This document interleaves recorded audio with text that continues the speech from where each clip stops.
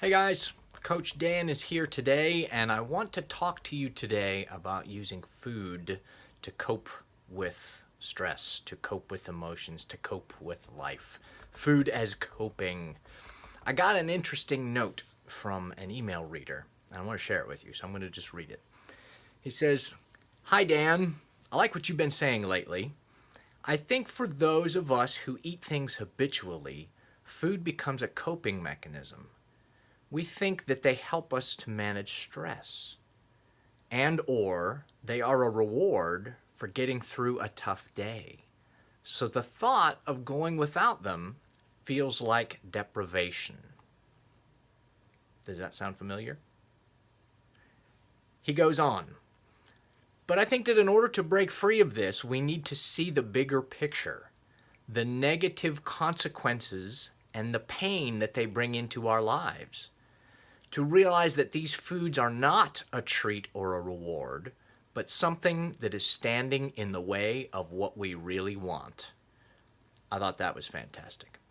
So his question was, the big question for me is, how do I keep this in mind in the midst of the urges and the cravings when they're driving me towards the behavior that I really don't want to do? Because in the moment, I feel so compelled to do the habit, mainly to make the urge go away. And I buy into the lie that I can just try again tomorrow or next week. So I thought this whole thing really summarized a lot of what I hear from folks very commonly on a regular basis. So here's what I said. I'll just read you my reply too, because I think it sums up things very nicely. There's two big parts to this. When you are using food or drinks or drugs or gambling or sex or even mind-numbing TV and internet videos, this can all be coping mechanisms. And so when we use the phrase managing stress, what we really generally mean is actually giving my brain something else to think about besides how bad I feel. So using something to cope with these emotions like stress and loneliness and overwhelm and resentment and fear or any number of these unpleasant feelings, it's really just a distraction. So sugar is actually a double whammy, because in addition to the distraction, we get this pleasant sensation and our brains crave that, and we can literally get addicted to this dopamine pleasure center stimulation in our head.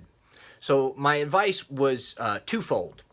Number one, when you find yourself reaching for something that you know is no good for you in order to cope, take a minute and figure out what it is that you're really seeking in that moment. You know, is it a feeling of control?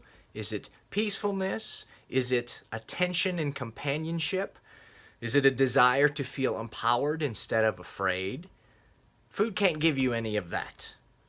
So once you figure out what you really want, then you can work on ways to actually get that instead of turning to food as a distraction or pretending that the food can give you that.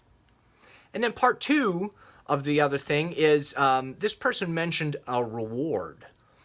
So we all seek rewards. We all want things that are enjoyable and pleasurable to us. So I am certain, I can guarantee that there are things in this world that you like that don't have anything to do with food. So what I would like to challenge you to do today is to make a short list of 5 or 6 things that you enjoy, things that you like, things that are rewards to you, but they're not food. So once you have that short list put together, now you have a little toolbox of things that you can reward yourself with that don't involve food. So those are your couple takeaways for the day. I hope you enjoyed today's lesson.